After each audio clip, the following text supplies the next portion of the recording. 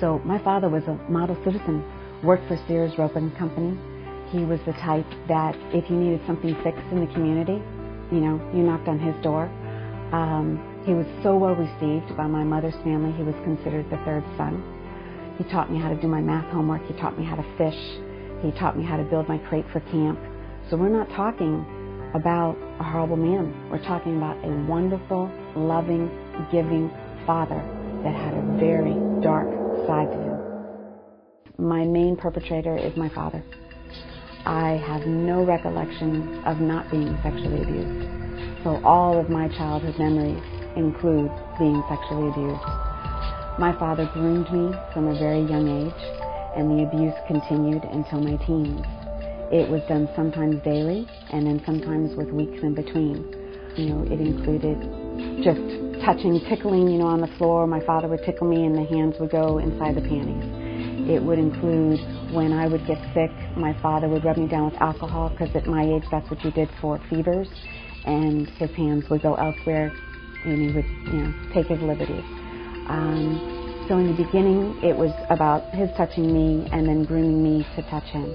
As I got to be 4, 5, and 6, it was more about mouth going on him and mouth going on me.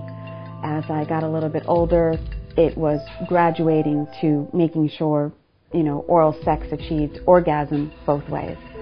Then as I got to be like 9, 10, 11, my mother worked a lot of late hours because she was a cocktail waitress. And the sexual activity with my father was at every chance he got. And you have to understand, this was not only when my mother was gone. I would perform oral sex to my father in the bedroom while my mother was cooking. My father would come into the shower when my mother was out doing gardening. So this is not something when somebody's not home. This is something when somebody is home.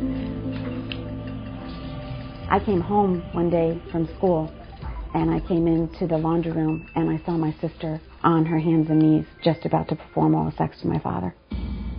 This was what I wanted to protect my sister from. More than 90% of sexual abuse cases are perpetrated by someone with whom the child has a relationship.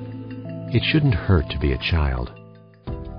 The Child Protection Center has provided prevention, intervention, and treatment for children and families in Sarasota and DeSoto counties since 1980. The ultimate goal is to make sure that the child leaves the Child Protection Center safer than when they arrived, if abuse has been present.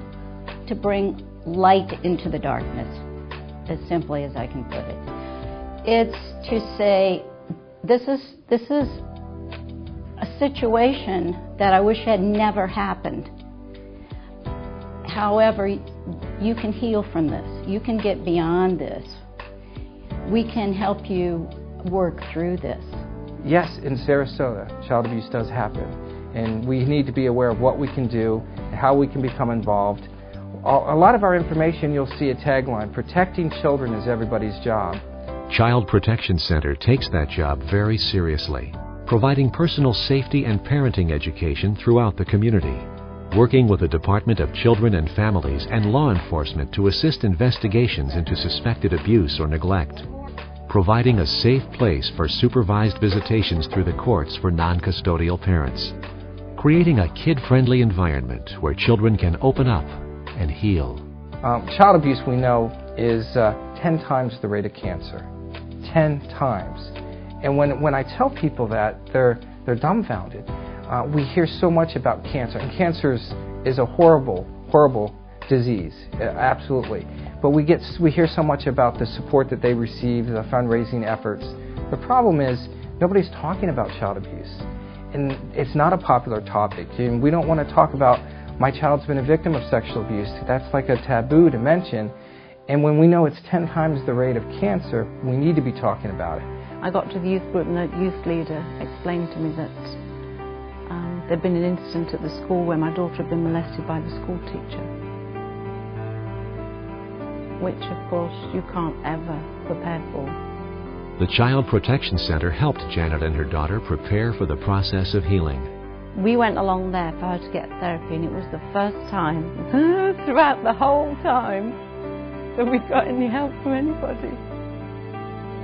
And I'm sat here hurt as an adult, but when it happens to children, It's so awful, and it still continues to happen. People don't believe children. And it's so difficult to watch your child not only have to go through this, but to then lose all her friends, to lose all her church friends. Literally, the whole community turned against her because she stood up and did the right thing. Like she said, he did the wrong thing, she did the right thing, but the world as it is, it just doesn't want to believe because nobody knows how to deal with it. So going there was the most incredible thing ever. They actually were the first people that said to us, "We're sorry this has happened to you." And they knew exactly what to do. They just knew what we were going through and how it was that they could help us. Together with the Child Protection Center, we can make this an unprecedented time in our community, one in which the abuse of children is reduced or eliminated.